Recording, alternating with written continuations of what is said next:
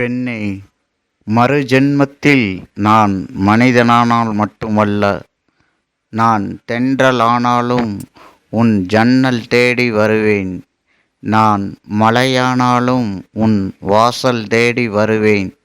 நான் இசையானாலும் உன் செவி தேடி வருவேன். நான் பாதையானாலும் உன் பாதம் தேடி வருவேன். நான் மலரானாலும் உன் கூந்தல் தேடி வருவேன். நான் நிழலானாலும் உன் நிஜம் தேடி வருவேன். நான் காற்றானாலும் உன் சுவாசம் தேடி வருவேன். நான் கனியானாலும் உன் இதழ் தேடி வருவேன்.